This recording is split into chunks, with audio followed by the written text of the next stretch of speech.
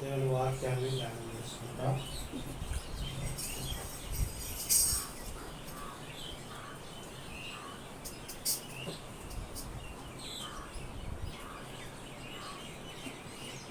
లూకా సువార్త 23వ అధ్యాయము 34వ వచనం. లూకా సువార్త 23:34. చదవండి ఒకళ్ళు. యేసు తండ్రి మీరేమి చేస్తున్నారు వీరెరుగురు కనుక వీరిని క్షమించమని చెప్పాను. ఇది కల్వరి సిలువలో యేసు ప్రభువారు నోటి నుంచి జాలువారిన మొట్టమొదటి మాట. తండ్రి వీరేమి చేస్తున్నారో వీరెరుగురు కనుక వీరిని క్షమించును. యేసయ్య గొప్ప మారణ హోమం లేదంటే గొప్ప క్రయధనం చెల్లించడానికి తన ప్రాణం పెట్టడానికి ముందు మనం ఆలోచన చేసుకోవాల్సినట్లయితే మొట్టమొదటిగా ఏమి తెలియజేస్తావచ్చు? గెత్సేమనే తోటలో అంత ముందు రోజు ఈయన సిలువ ఎక్కకు మునుపు ఎక్కడుంటూ వచ్చాడు ఈయన? ఎక్కడండి? 22వ అధ్యాయము లూకాసు వార్త 22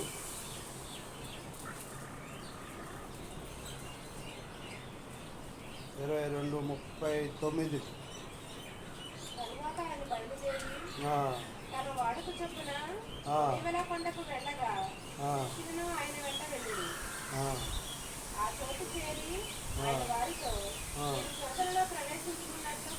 ఏ చోట అమ్మా ఇది?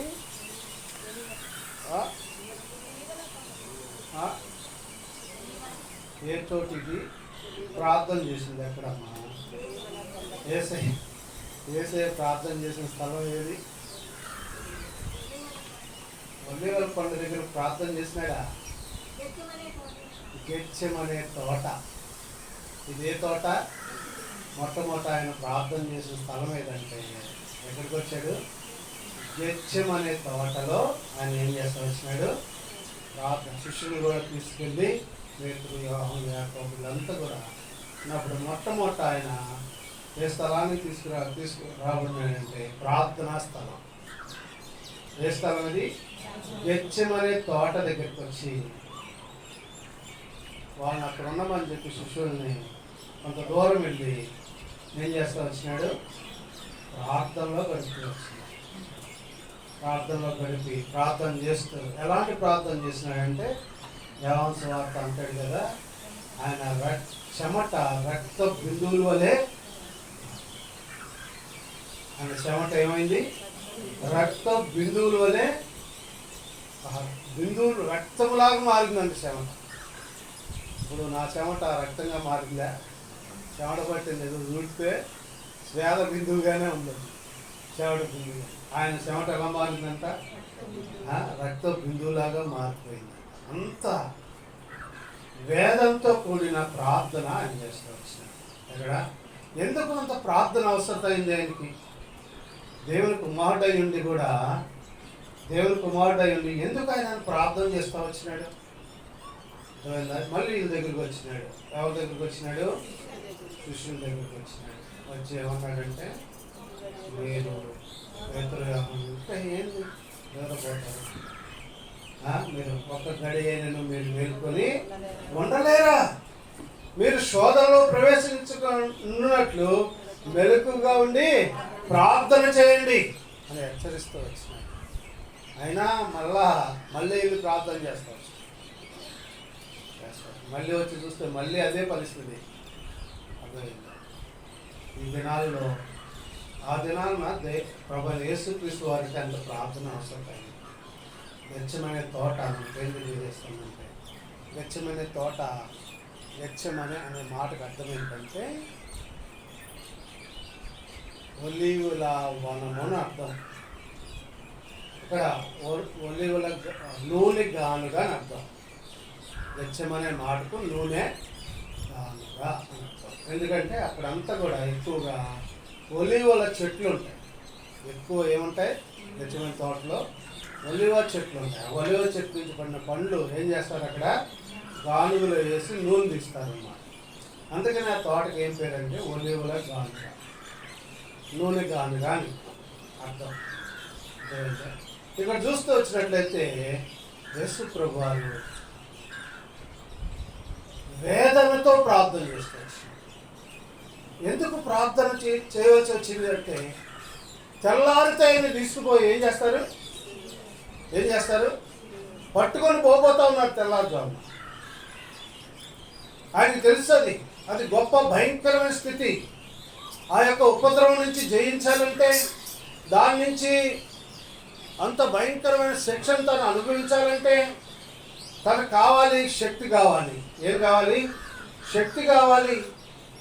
దాన్ని జయించాలంటే జయించడానికి కావలసిన బలం కావాలి. కాబట్టి ఏం చేస్తా వచ్చిన? వేదనతో ప్రార్థన చేస్తూ వచ్చినాడు.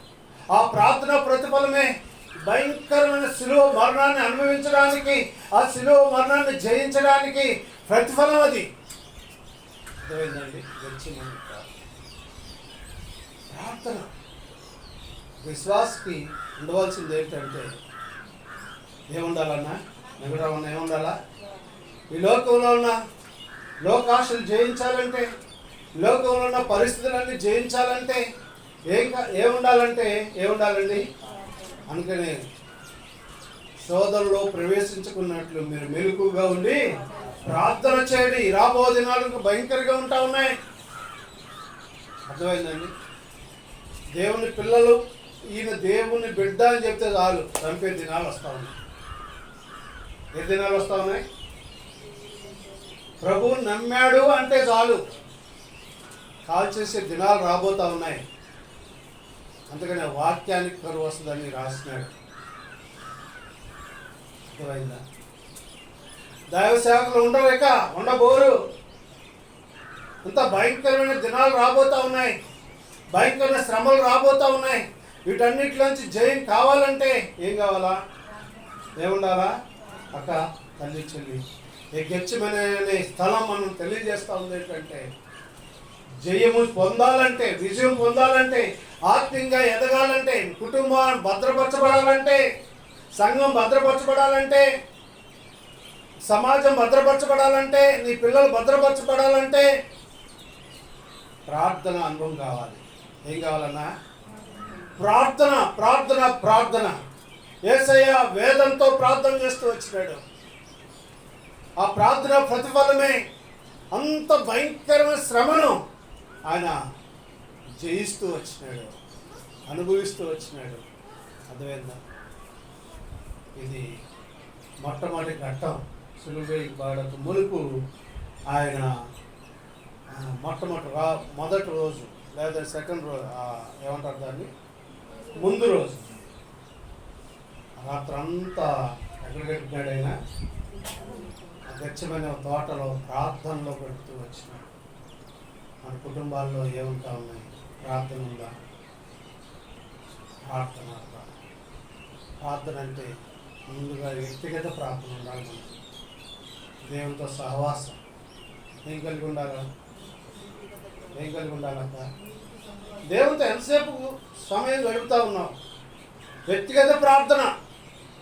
రెండోది కుటుంబ ప్రార్థన ప్రాముఖ్యం. ఒకటి దేవునితో సహవాసం చేయాలా, రెండోది కుటుంబ ప్రార్థన ఉండాలి కంపల్సరీ. ఉదయం సాయంత్రం నేను చేసుకుంటానండి, ఆమెను అనుకుంటానండి. ఒక ముద్ద తిన్న తర్వాత ఆమెను నిన్న ఎవరో చెప్తున్నారు నాకు, అయ్యా ఎవరో ముంజులు అమ్మే అతను నేను ఎక్కడికి వచ్చా, గుడ్లో లేదు దైవ సేవకుడి బాగాలేదంటే పరామర్శిద్దామని వచ్చాను. వెళ్తా అక్కడ ముంజులు అమ్ముతూ ఉంటే ఆయన దగ్గరికి వెళ్ళి కూర్చున్నా. ఆయన తీరుతూ ఉంటే యేసుప్రభు నమ్ముకున్నావయ్యా అని. మందిరానికి అయితే వెళ్ళండి నేను, కానీ నేను ఒకటి చేస్తానండి అంటున్నాడు. మందిరానికి అయితే వెళ్ళంట, అలా ఆవిడ వెళ్తుందంట. ఈయన ఏం చేస్తాడు? పొనుకునే మరికి, అయ్యా యేసయ్యా నీకు వందనాలు అయ్యా, ఎంత కాపాడావు అంటానయ్యా. పొనుకునేటప్పుడు ప్రార్థన చేసుకుంటాడు ఆయన. మందిరానికి అయితే వెళ్ళదంట. అట్లయితే ఎట్లాగయ్యా అని కొంచెం వార్త చెప్పాను. మందిరానికి వెళ్ళాలా అప్పుడే నువ్వు ఆత్మీయంగా ఎదుగుతావు? వెళ్తాను, ఎక్కడి నుంచి వెళ్తానయ్యా. మరి ఎంతవరకు వెళ్తాడో తెలియదు, కానీ మనకి ఎక్కడ అవకాశం వస్తే అక్కడ చెప్పాలా. ఏం చేయాలా? ముంజులే అమ్మని, లేకపోతే కొబ్బరి పంటలే అమ్మని, ఎక్కడ అవకాశం వస్తే అక్కడ సువార్త అందుకునే. అర్థమైందా? మందిరానికి వెళ్ళదు కానీ కొనుక్కునేటప్పుడు వాటికి ప్రార్థన చేసుకుంటాం. అదొక రకమైన ప్రార్థన. ఇక్కడ చూస్తూ వచ్చినట్లయితే మొట్టమొదటి మన జీవితాల్లో దేవునితో వ్యక్తిగతమైన ప్రార్థన ఉండాలి. రెండవది కుటుంబ ప్రార్థన ఉండాలి. మూడవది ఏముండాలా? సంఘ ప్రార్థన ఉండాలా. ఏముండాలా? సంఘంతో కలిసి. నేను ఇంటికాడ ప్రార్థన చేస్తానండి, సంఘానికి మాత్రం రానండి. ఎక్కడికి రాను?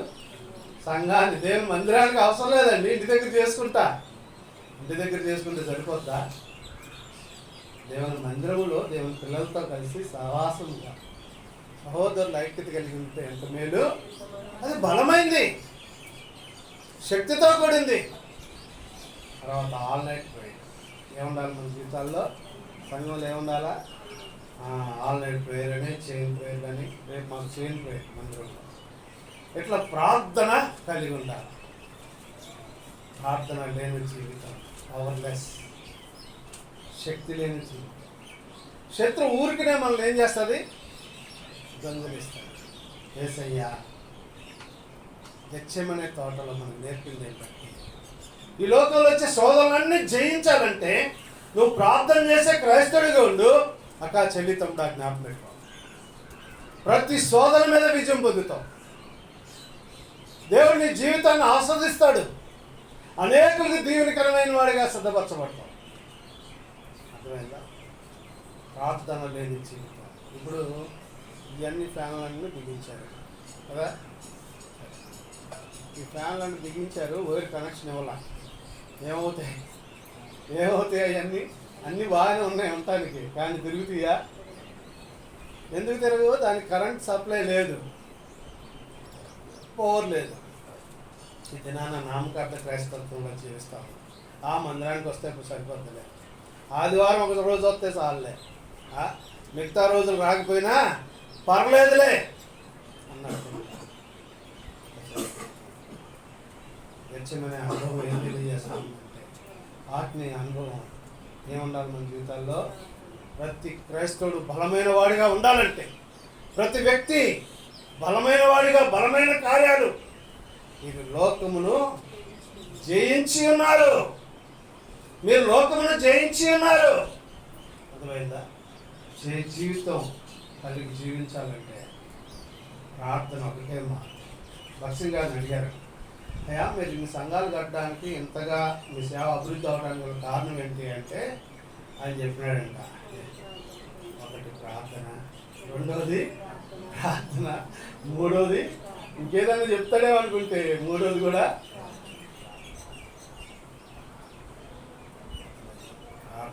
మన జీవితాల్లో ముఖ్యమైన ఇదిగా ఉండాలి.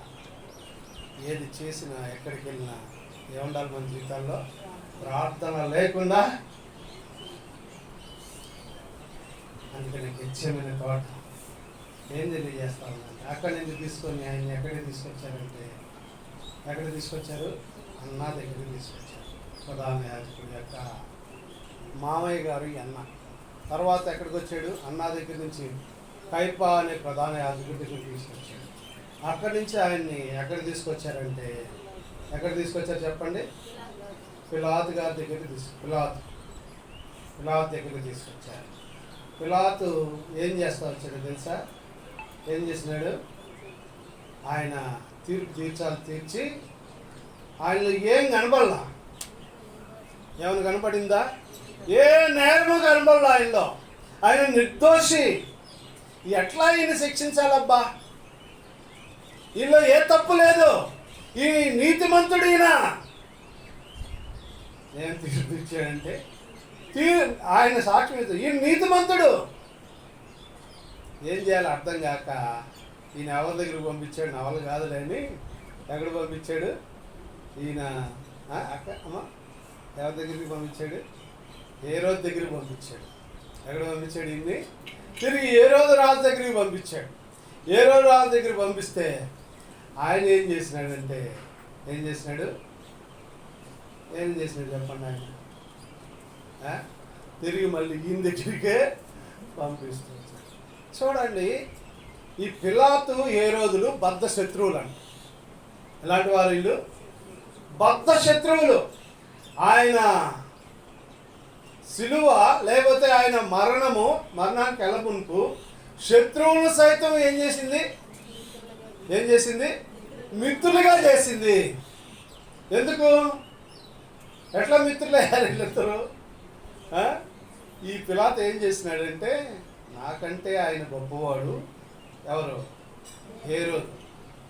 జ్ఞాని నాకంటే ఉన్నతమైన వాడు. ఆయనలో ఏమైనా, ఈయనలో ఆయనకి ఏమైనా కనబడుతుందేమో పాపము. నాకంటే ఆయన యోగ్యుడు హేరోదు అని చెప్పేసి పిలాతు హేరోదు దగ్గరికి పంపించాడు. ఈయన్ని పంపిస్తే ఆయన అర్రే ఈయన నాకు శత్రువు కదా పిలాతు, ఈయన్ని తీసుకొచ్చి నా దగ్గర పంపించాడంటే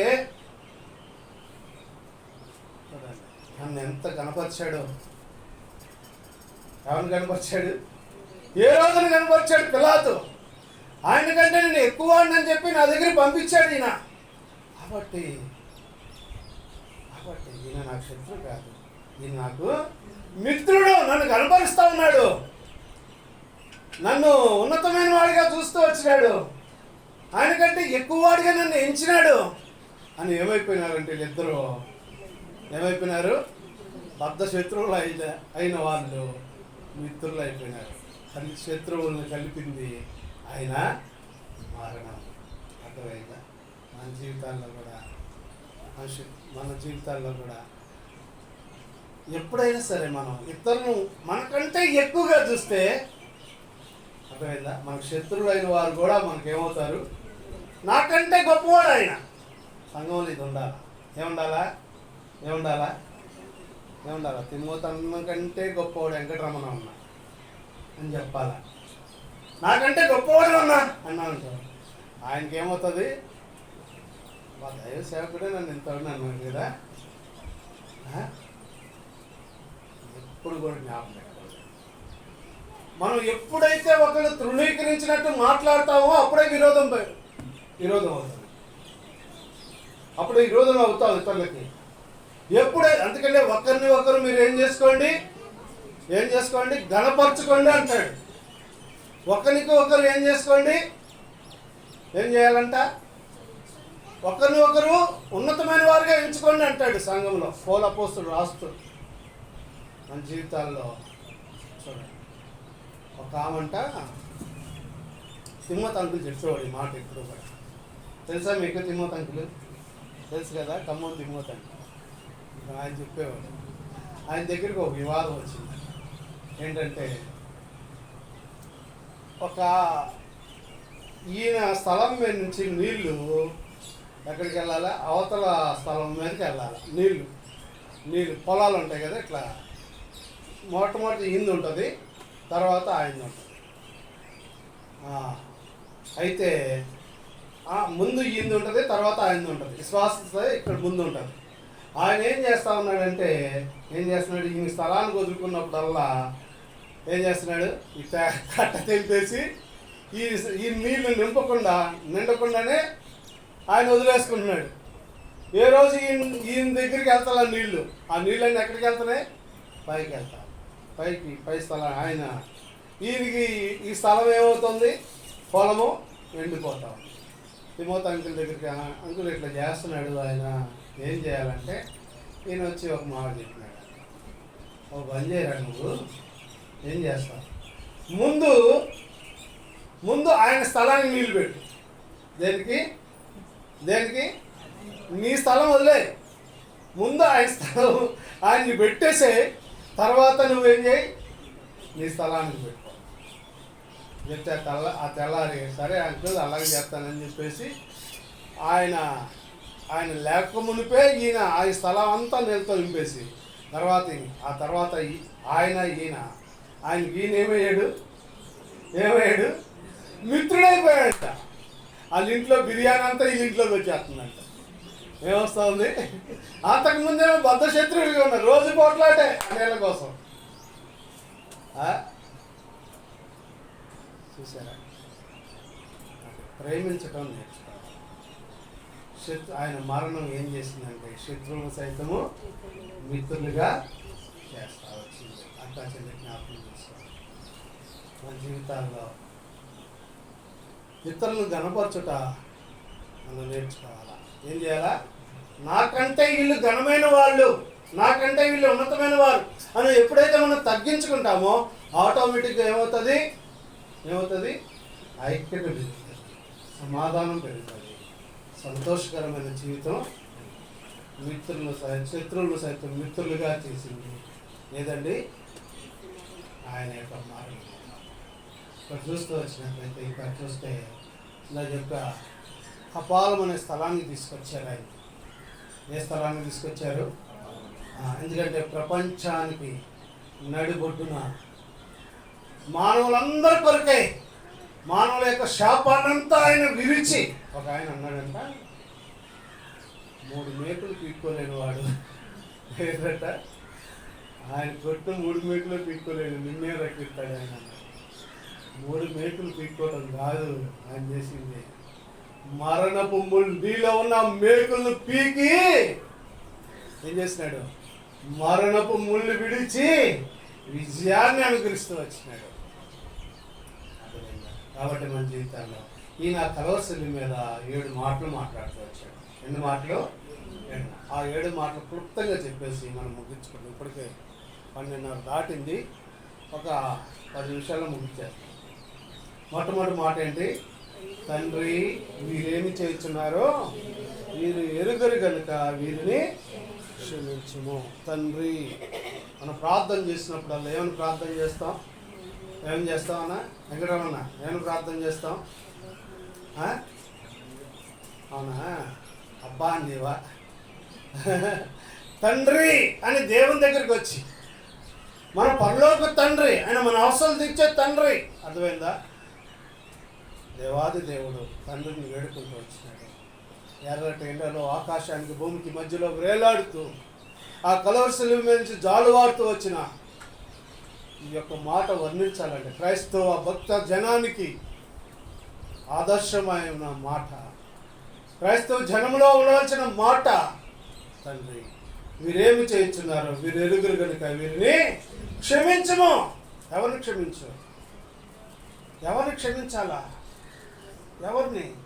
తను బాధించేవారిని, ఆయన మొహం మీద ఉమ్మ వేసేవారిని, పిడిగుద్దులు గుద్దుతున్న వారిని, చూడండి, కాండ్రించి ఉమ్ము వేస్తున్న వారిని, అవమానకరంగా మాట్లాడుతున్న వారిని. తండ్రి, వీరేమి చేస్తున్నారు వీరు ఎరుగురు కనుక క్షమాపణ. ఏముండాలి మన జీవితాల్లో? క్షమాపణ లేకపోతే క్రైస్తవ జీవితమే లేదు. అర్థమైందండి? క్రైస్తవ జీవితం అంతా దేంతో ముడిపడి ఉందంటే, దేంతో? మొట్టమొదట మత్తయి సువార్తలు అంటాడు, నువ్వు నిలబడి ప్రార్థన చేయనప్పుడల్లా నీ శత్రువును ఏం చేయమంటాడు? క్షమించు, క్షమించు. ఎన్నిసార్లు క్షమించాలి ప్రభా అంటాడు. ఎవరంటారు తెలుసా ఈ మాట? పేతురు అన్న అంటాడు. పేతురు అన్న ఏమంటాడు ప్రభుత్వం? ఎప్పుడు క్షమాపణేనా? ఎన్నిసార్లు క్షమించమంటావు అంటే యేసయ్య ఒక మాట అన్నాడు. ఎన్నిసార్లు అంట? 70 ఏళ్ళ మట్టుకు, అంటే 70 సంవత్సరాలు. మానవుడు ఎన్ని సంవత్సరాలు బతుకుతాడు? ఎన్ని సంవత్సరాలు బతుకుతాడు? బైబిల్ చెప్తా ఉంది ఎన్ని సంవత్సరాలు. అధిక బలం ఉంటే 91 కీర్తనలో రాశాడు కదా, మోషే రాశాడు. కాబట్టి 70 సంవత్సరాలు, ఇంకా అంతకంటే ఆయాసం దుఃఖం. ఇంకా బతికితే 50 సంవత్సరాలకే కాళ్ళు ఉంటారు. ఇంకా 70 సంవత్సరాలు ఏడా మోకరించండి అంటే 50 సంవత్సరాలు, 54, నాకు 55. మోకరించలేదు, కాళ్ళు ఇంతంతలా.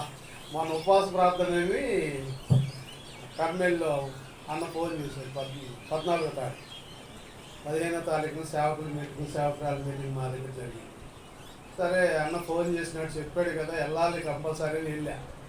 వెళ్ళి 10 కాడి నుంచి 4 వరకు కుర్చీలో కింద కూర్చోలే. మళ్ళీ కూర్చొని కాళ్ళు ఇంత లావు ఆసిపోయా. తర్వాత చూసుకుంటే నా కాళ్ళు నాయేనా అనిపిస్తుంది. నీళ్ళు వచ్చేసి నీరు ఆ తెల్లారి మా దగ్గర మళ్ళీ పరిచయం. ఎందుకు చెప్తున్నానంటే 70 ఏళ్ళ మట్టుకు క్షమించాలి మనం. క్షమాపణ. అర్థమైందా? క్షమించగలిగితే చూడండి, అదే క్రైస్తత్వం, అదే ప్రేమ. కలవరశిలలో యేసయ్య చెప్పిన మాదిరి అదే. చూడు ఎంత భయంకరమైన బాధిస్తున్న వారిని, తండ్రి వీరేమి చేస్తున్నారో వీరు ఎరుగురు కనుక వీరిని క్షమించము. క్షమాపణ లేని జీవితం. మనం క్షమిస్తే మనల్ని దేవుడు ఏం చేస్తాడు? మనం క్షమించకపోతే చాలామందికి క్షమాపణ అని చెప్పడం చాలా ఇష్టం ఉండదు. వాళ్ళ నోట మాట రాదండి. నాతో పాటు సేవకుడు ఉండేవాడు, ఎంత తప్పు చేయనండి, క్షమించు అన్నా అని మాట మట్టుకు రాదు. నేనైతే ప్రతిదానికి అన్నా నేను తప్పు చేస్తే క్షమించని అడిగేవాడిని. అర్థమైందా? నాలో ఆ భావం వెంటనే వచ్చేస్తుంది. ఆయన మాత్రం నోరు తెరిస్తే అది వచ్చేది కాదన్న. ఎంత భయంకరం తప్పన్నా చేయని, దేవునికి వ్యతిరేకంగా కార్యం నువ్వు చేస్తున్న తప్పు అని చెప్పినా కూడా నన్ను క్షమించండి అనే మాట వచ్చేది కాదు. అర్థమైందా? చాలామంది జీవితాల్లో క్షమాపణ అనే మాట రాదు. నేనెందుకు చెప్పాలి క్షమాపణ? అర్థమైందా? యేసయ్య చూపించిన మాదిరి ఏంటంటే క్షమించుడి, క్షమించుడి, క్షమించుడి, మీరు క్షమించబడతారు. అప్పుడు పరలోకమున్న తండ్రి కూడా మిమ్మల్ని ఏం చేస్తాడు? క్షమిస్తాడు. ఆయన కుమార్తెలుగా ఉండాలంటే ఇది మొట్టమొదటి మాట. రెండవదిగా చూస్తే ఏ మాట? ఏం బలుగుతూ వచ్చాడు? 23:43 లోకాసు వార్త.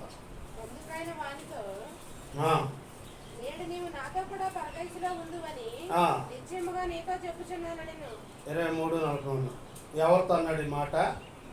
కుడివైపున ఉన్న దొంగ చూస్తా ఉన్నాడు. ఎడమవైపు ఒక దొంగ ఉన్నాడు, కుడివైపు ఒక దొంగ ఉన్నాడు.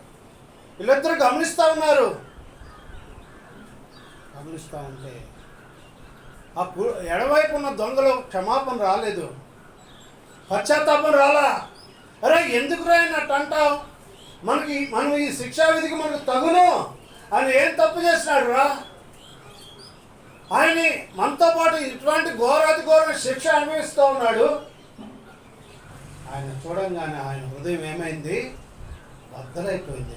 పశ్చాత్తాపడినాడు. అందుకనే యేసయ్య నోట చాలువారిన రెండో మాట ఏంటంటే, నేడు నీవు నాతో కూడా పరదేశమై ఉంటుంది అంటావు. చాలామంది అంటారు కదా. చాలామంది ఈ మాటను పట్టుకొని సులైమాను దొంగ ఎక్కడ మారుమోసుకొచ్చాడండి? ఎక్కడ బాప్తిసం తీసుకున్నాడు?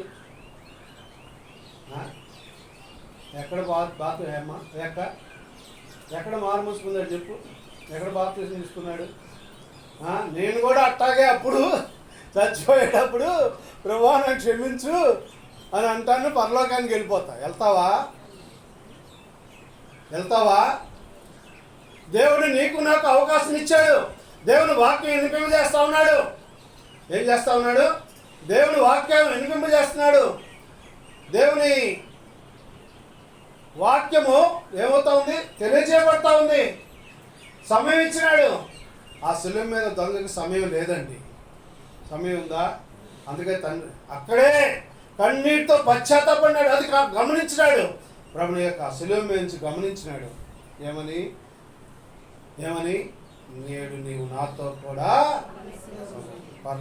పరదేశంలో ఉంటావు. మొట్టమొదటి యేసును ఒప్పుకున్నాడు. ఈ దొంగ ఎవరిని ఒప్పుకున్నాడు? యేసు ప్రభువారని, ఆయన దేవుని కుమారుడని తను తాను ఒప్పుకున్నాడు ఈ దొంగ. రెండవదిగా విశ్వాసం ఉంచినాడు. మూడవదిగా రక్షణ అనుభవంలోకి వచ్చినాడు. అక్కడే 3 అంతల అనుభవం జరిగింది ఆయనలో. ఒకటి ఏం చేసినాడంట? నోటితో ఒప్పుకోవాలా, ప్రభువా నేను పాపిని ఒప్పుకోవాలా. రెండవదిగా చూస్తే విశ్వాసం ఉంచాడు. నమ్మి విశ్వసించేవాడు రక్షణ పొంది, నమ్మని వానికి ఏం కలుగుతుంది? శిక్ష. 3 అంతల అనుభవం ఆ దొంగలో జరిగింది. మొట్టమొదటి ఏం జరిగింది? ఆయనలో ఒప్పుకున్నాడు యేసు ప్రభువారని, ఆయన దేవుని కుమారుడని ఒప్పుకున్నాడు. తన పాపాలు ఒప్పుకున్నాడు. అక్కడే పశ్చాత్తాపడినాడు. రెండోది విశ్వాసం ఉంచినాడు. మూడోది ఎప్పుడైతే విశ్వాసం ఉంచాడో అప్పుడే, అందుకనే యేసయ్య చెప్పినాడు, నేడు నీవు నాతో కూడా. యేసయ్య నోట్లోంచి చాలువారిన రెండో మాట ఏంటి? నేడు నువ్వు నాతో కూడా పరదేశంలో. మూడవదిగా చూస్తే ఎక్కడికి వచ్చాడు? మూడవదిగా రండి, యోహాను సువార్త 19వ అధ్యాయము 26-27. అమ్మా ఇదిగో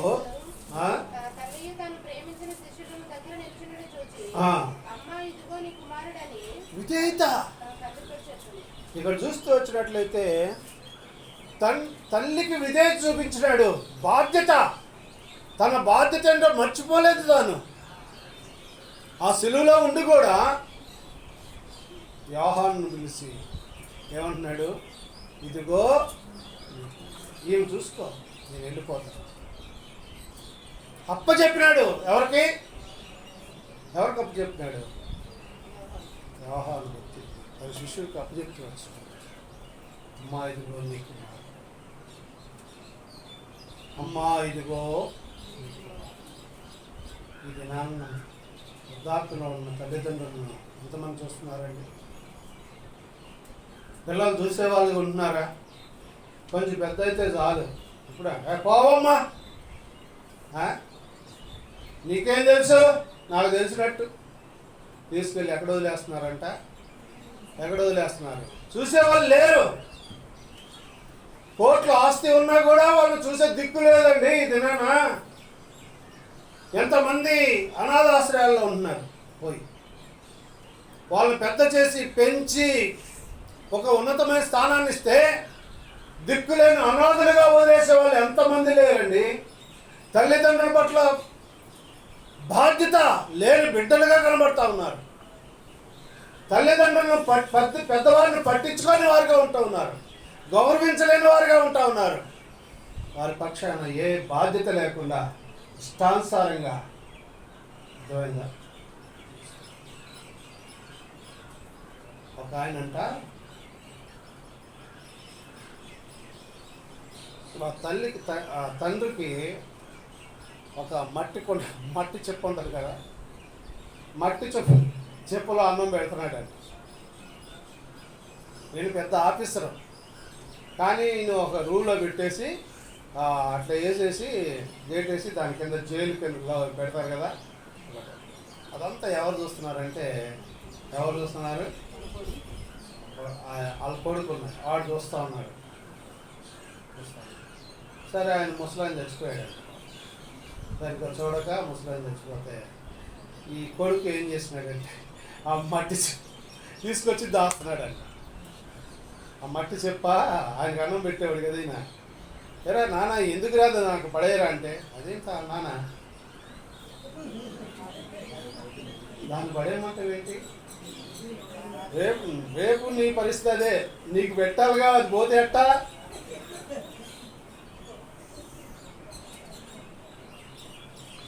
ఏ కొలతో అదే కొలత నీకు కొలం పడతాను. జాగ్రత్త. దినాన పెద్ద వయసులో ఉన్న వాళ్ళని ఏం చేయాలి? మనం ఏం చేయాలా? వాళ్ళని గౌరవప్రదంగా చూడాలా. వాళ్ళని చూసే బాధ్యత మనదే. యేసయ్య వదిలిపెట్టలేదు తల్లిని. విధేయత చూపించినాడు, లోబడినాడు. తన బాధ్యతను ఎవరికి అప్పచెప్పినాడు? వెళ్ళిపోతూ అక్క చెల్లి జ్ఞాపకం పెట్టుకో.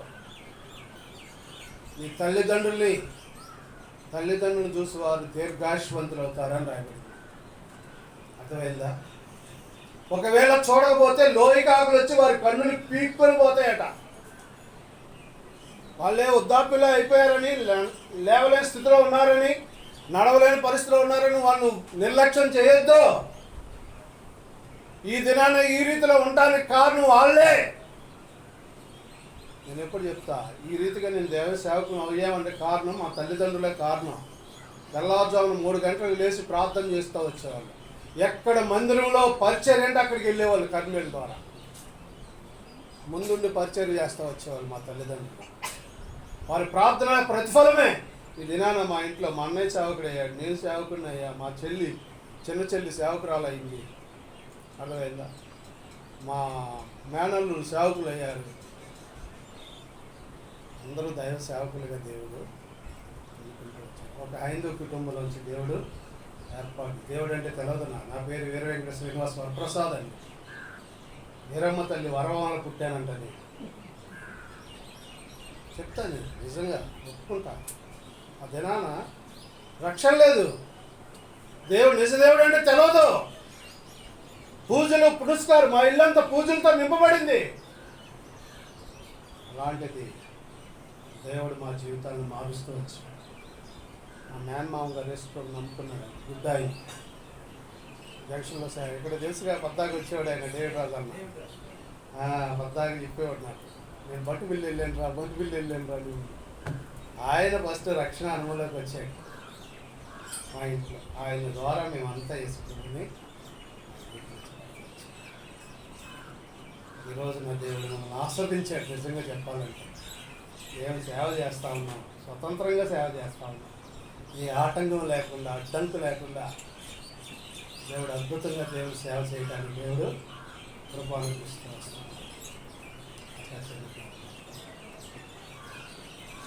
తల్లిదండ్రుల యొక్క ప్రార్థన వాళ్ళు నిర్లక్ష్యించి ఇది ఎన్నో మాట ముగిచేస్తాం. ఇంకెన్నున్నాయి? ఎన్నున్నాయి? 4వ మాటగా మార్క్స్ వార్త 15వ అధ్యాయం 33 వచనం 33-34 ఉంటుంది. నా దేవా నన్నేలా చెయ్యి విడిచితివి. తండ్రితో చెప్తున్న మాట. నా దేవా ఎన్నో చెప్పనన్నా 15:33.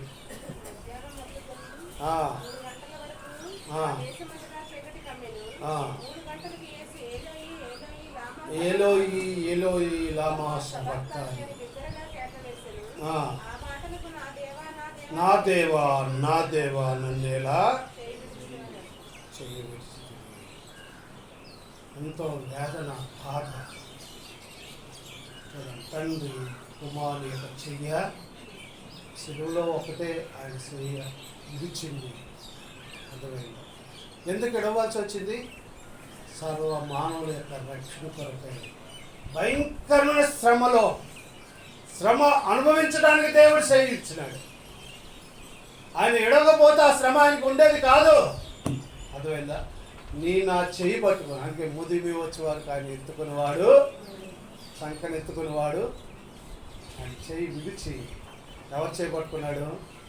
ఎవరి చేతిలో మనం చెక్కినాడు? ఆయన చేతిలో మనం చెక్కి ఉంచినాడు. అర్థమైందా? ఆ భద్రత దేవుడు మనకి తీసుకొచ్చాడు. ఇది 4వది. 5వదిగా చూస్తే యోహాను సువార్త 19:28 రాస్తాడు, నేను తప్పికొనుచున్నాను. విపత్తు ఏమంటాడు ఇక్కడ? నేను దప్పికొనుచున్నాను. ఏంటి దప్పిక? సర్వలోక మానవులు ప్రతి ఒక్కరూ రక్షించబడాలని దప్పిక. సమరస్త దగ్గరికి వచ్చి అనేకులు దప్పిక తీర్చిన వ్యక్తి, ఆమె దప్పిక తీర్చిన వ్యక్తి. అర్థమైందా? ఇప్పుడు అడుగుతున్నాడు సిలువలో, ఏమంటున్నాడు? నేను దప్పికొనుచున్నాను. అర్థమైందా? ఆయన దప్పిక తీర్చేవారిగా మనము ఉండాలని దేవుడికి. ఎట్లా తెచ్చబడింది ఆయన దప్పిక? ఎట్లాగా? ఆయన దప్పిక ఏంటి? అది మంచినీళ్ళు తాగితే తీరేది కాదు. ఏంటి ఆ దప్పిక? నా దప్పిక ఎట్లా తీరుద్ది? నీళ్ళు తాగుతుంది. ఆయన దప్పిక ఏంటి? అనేకులు రక్షించబడుట, అనేకులు పాపం నుంచి విడుదల పొందుతా, అనేకులు దురాత్మ శక్తుల నుంచి విడుదల పొందుతా, అనేకులు. అర్థమైందా? దేవుని ఎదురు నడిపించు. ఇది నేను దప్పికొనుచున్నాను. 6వదిగా చెప్తే ఏమన్నాడు? యోహాను 19:30 రాస్తాడు, సమాప్తమైనది. ఏంటి సమాప్తమైంది? ఏంటి? ఆయన తండ్రి అయిన దేవుడు తనకు అప్పచెప్పిన పనిని సంపూర్తి చేసి ముగిస్తూ వచ్చినాడు. అర్థమైందా? ఆ సిలువ కార్యాన్ని ముగించినాడు. ఎక్కడ ఓడిపోతాడో, ఎక్కడ శ్రమ అనుభవించలేడు అని ఆ గచ్చమైన తోటలో ఏం చేస్తున్నాడు? వేదనతో కన్నీటితో ప్రార్థన చేసి జయం పొందుతూ వచ్చినాడు. ఆయన అప్పచెప్పిన పనంతటిని సంపూర్తి చేస్తూ వచ్చినాడు. నేను సంపూర్తి చేసి సమాప్తమైందని చెప్తూ వచ్చినాడు. సర్వ మానవాళికి ఆయన ఆ రక్షణ కార్యము ఏమవుతూ వచ్చింది? సమాప్తమవుతూ వచ్చింది. ఇది 6వది. 7వదిగా 23:46 రాస్తాడు లోకాసు వార్త, తండ్రి నీ చేతికి నా ఆత్మను అప్పగించుచున్నాను. విశ్రాంతి. ఏ అప్పచెప్పినాడు? సమాప్తి చేసి ముగించి 3 గంటలకి తన ప్రాణాన్ని ఏం చేసినాడు? కలవరి సిలువలో తండ్రికి అప్పచెప్తూ వచ్చినాడు. తండ్రి నా ఆత్మను నీ చేతికి. తండ్రి దగ్గరికి వెళ్ళిపోయినాడు. చనిపోయి తిరిగి 3వ దినాన అట్లాగే ఉండిపోయినాడా? తిరిగి మూడో దినం సజీవుడిగా లేచినాడు. జయ జీవితం. మరణపు ముళ్ళను విడిచిన దేవుడు. ఈ దినాన దేవుడు నీతో నాతో మాట్లాడుతున్నాడు. ఏ అపజయంలోనూ ఉన్నావో, ఏ ఆటంకాల్లోనూ ఉన్నావో, ఏ పరిస్థితులు గుండా దేవుని ఎరగలేని పరిస్థితిలో ఉన్నావో, దేవుని ఎదుగు రాలేని పరిస్థితిలో ఉన్నావో, ఇంకా రక్షణ అనుభవంలో రాలేని వాడిగా నువ్వు ఉన్నావేమో, ఏ శత్రు కార్యంలో నువ్వు ఉన్నావో, దేవుడు అంటాడు సమస్తం మీద నేను ఏం చేశాను? జయించాను. మరణాన్ని జయించిన దేవుడు. ఈ దినాన నువ్వు ఆయన అంగీకరిస్తే, ఆయన దగ్గరికి వస్తే నీ జీవితంలో కూడా విజయం. ఏ పరిస్థితులు గుండా నువ్వు వెళ్తున్నావు నాకైతే తెలియదు.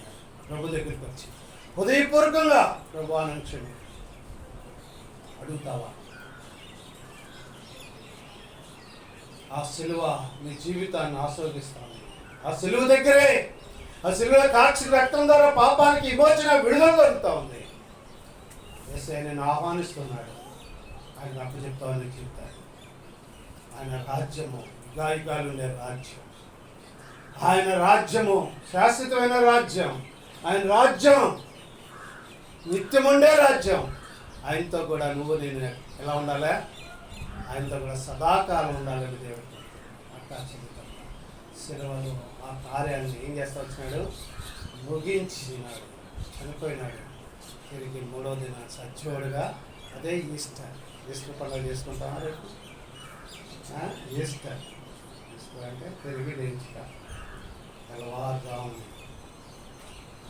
ఆయన మరణాన్ని చేయించి ఎక్కడ ఒకే ఒక సమాధి ఖాళీగా ఉందంట. ఏ సమాధి తెలుసా? ఏ సమాధి? యేసు ప్రభువారి యొక్క సమాధి మాత్రమే కానీ మిగతా అందరి సమాధులు బాబాలు కానీ లేకపోతే దేవుళ్ళుగా పిలువబడిన వారు కానీ అందరూ చనిపోయిన వాళ్ళు తిరిగి లేచిన వాళ్ళే. అంతే యేసయ్య ఇక్కడే తిరిగి లేచిన పునరుద్ధారణ అయినాడు. అందుకు ఆయన మనం ఏం చేయాలా? ఆరాధించాలి. ఆయన గణపరచబద్దులు. మన జీవితకాలం అంతా కూడా ఆయన గణపరచబద్దులు. కాబట్టి దేవుడి మాటలు ప్రార్థన చేసుకున్నామా? అన్నారు ప్రార్థన.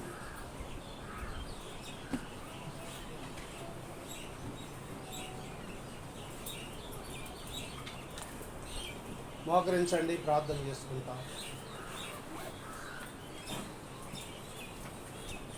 ఒక నిమిషం మౌనంగా ఉండండి.